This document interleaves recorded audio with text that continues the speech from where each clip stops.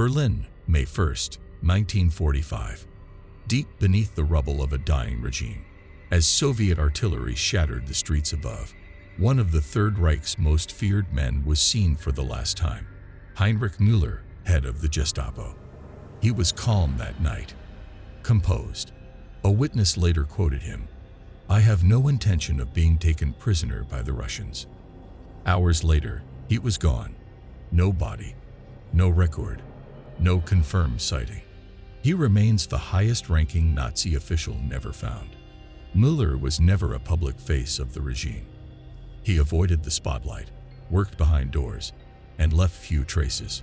But within the machinery of terror, he was both feared and indispensable. A career policeman, shaped by the brutality of World War I and hardened in the political street battles of post-war Munich, Müller rose through the ranks with quiet efficiency. His specialty was dismantling communists, and he did it without hesitation. That made him useful.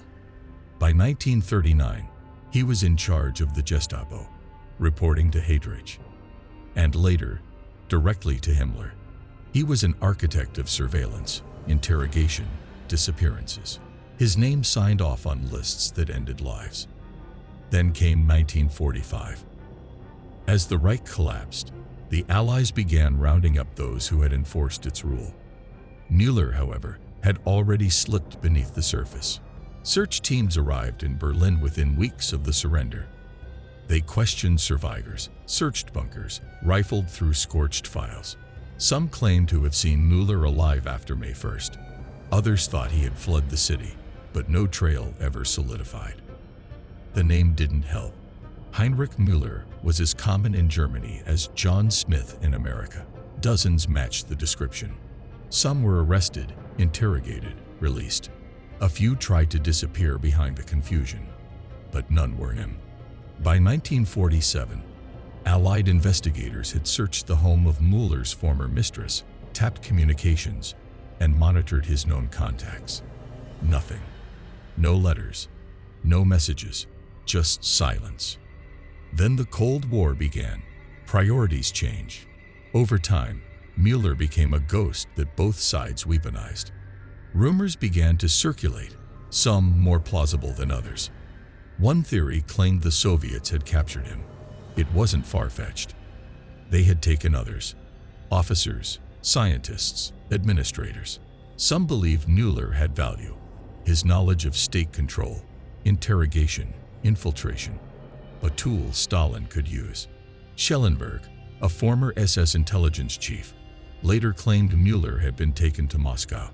There were even whispers he had lived there under protection, training Soviet agents. But no documents ever confirmed it. No witnesses, just speculation. The opposite theory emerged in Eastern propaganda, that Müller had escaped to the West, that the Americans had shielded him, used him, that the CIA had buried him in exchange for secrets. Neither side produced proof. Then came the Eichmann case. In 1960, one of Müller's direct subordinates was captured in Argentina after years in hiding. It reignited interest. If Eichmann could be found after 15 years, why not Müller? During questioning, Eichmann admitted he believed Müller was still alive, but he gave no details. German authorities reopened the case. Surveillance on Müller's remaining family intensified. No letters, no visits, no signs. In 1967, a man was detained in Panama. He resembled Müller closely enough that his own wife identified him from a photograph. He was held for questioning. Fingerprints were taken. He wasn't Müller. The resemblance was uncanny, but it was coincidence. In 2001, the CIA declassified its file on Müller. It confirmed what many suspected. They had never found him. There was no contact, no deal, no trace. For decades, the dominant assumption has remained that Müller died in Berlin, that he followed the same path as so many others in those final days, disappearing by suicide, buried in rubble, lost in retreat. But there's no body, no paperwork, no final sighting. Just one sentence: "I will not be taken by the Russians." And then, nothing. Heinrich Müller didn't just vanish. He erased himself completely. The lost king of Portugal. Sebastian I was never meant to be king. He inherited the throne of Portugal as a child, after a string of sudden deaths in the royal line.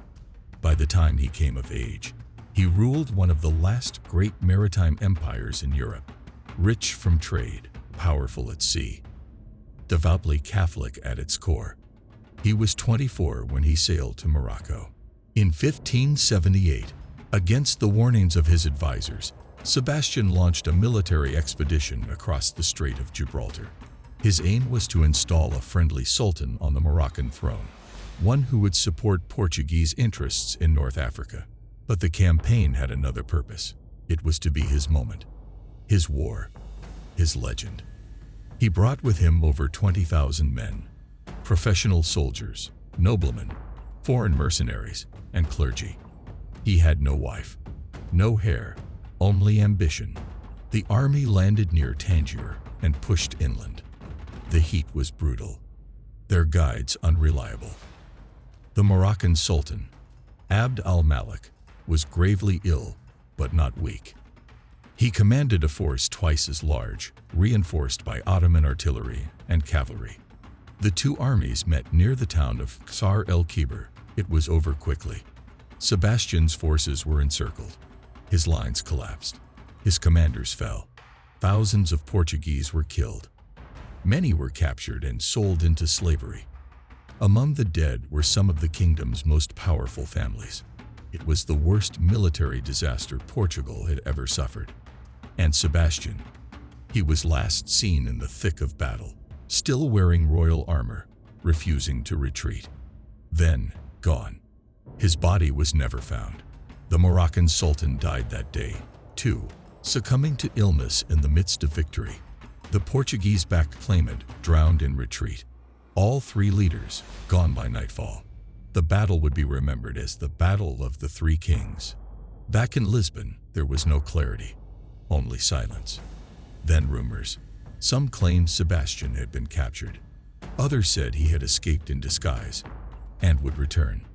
His disappearance, unconfirmed, unresolved, quickly turned into something else, a belief.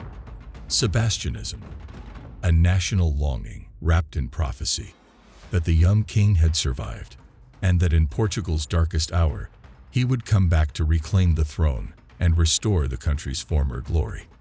The myth endured for decades, then centuries. Impostors appeared. Some were mad, others calculated. One, a Spanish baker, claimed fluency in several languages and bore enough of a resemblance to stir unrest. He was executed, but others followed. The real impact of Sebastian's disappearance wasn't symbolic. It was political. With no successor, Portugal fell into crisis. The crown passed briefly to his great-uncle, Cardinal Henry, who died 2 years later without heirs. In 1580, Philip II of Spain invaded. Within months, Portugal was under Spanish rule. The Iberian Union had begun. For 60 years, Portugal was governed by Madrid. Its fleets sailed under foreign banners. Its colonies were drawn into Spain's wars. The country remained autonomous in name, but not in practice. When Portugal finally regained independence in 1640, it did so without Sebastian. By then, the man had become a ghost. Not a king, but a question.